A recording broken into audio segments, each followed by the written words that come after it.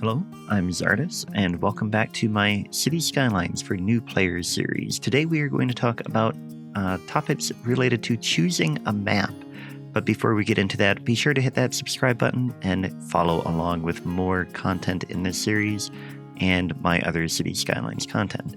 Now, when you are picking a new map for your game, you want to go to New Game, and then you have a lot of different maps here. And the first thing to note is the difference between the base game and the DLC maps, and then anything from the workshop. So down here you get to the base game maps, and a lot of them, I think, some of these I've edited in the editors. So they show up as, these are DOC maps, even though they are not listed as a DOC map. But if you go down to like Two Rivers, that is a base game map. And then if you go up here, you can see the different ones from the different DLCs. There's the Snowfall maps, the Park Life maps, and so on and so forth. So that is how you can tell the difference between those. Next, you want to pay attention to your natural resources. So you'll look at here, and it tells you how much the map has of oil, ore, fertile land, and forestry, and then of course water down here. And that can just help guide you for when you are trying to choose what you want in your playstyle and what you want to have as your map. And some of them will have more of other things than other maps will have. Like this one, Grand River, has no oil whatsoever. So if you want to build a huge oil industry, it's probably not the right map to choose for that. But if you want to do something else, like here on Sandy Beach, you have a little bit of forest land there, but not so much fertile land. So that's one thing to pay attention to. Then you want to look at buildable area. Suitable area for building. 63% on this map. That is how much you have within the playable area in the map without using any mods. And so it depends on, like, you can't build on water. So anything with water gets removed from the buildable area, and anything that is really, really steep terrain gets removed from that. But it is important to remember that that is just the buildable area.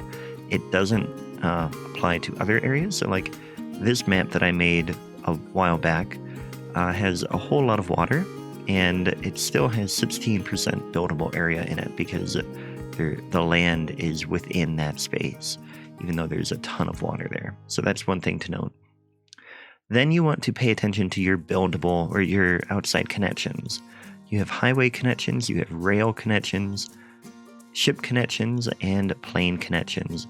And you'll want to note that, like this map, the Two Rivers map, has no ship connections. So without using mods, you won't be able to do any shipping on that map. Alternatively, there is the Fisher Enclave map that has no rail connection. So if you were wanting to do trains, you would be sadly disappointed if you built a city in there and then realized you had no way of building a train because there's no way to connect to the outside world with a train there. So you'll want to pay attention to that. And then finally, the base theme you want to pay attention to as well. European, that will determine what type of buildings appear on the map unless you go in to the content manager and go to styles. Then you can toggle European and vanilla, and you can have a little bit of control as to what buildings will appear in there. But normally, if you choose a base theme European map, only the European style buildings will appear. Then there's also the Boreal, which will have a different mix of trees and a little bit of a different terrain texture than the Temperate map, which has a little bit more of a sandy texture and other types of textures on the map itself. Then there's also the Tropical theme, which has a very sandy beach texture and stuff like that. So that just gives you a little bit of a different look, a different mix of trees, and that again can just help you determine what style of city you want to build in your style of play.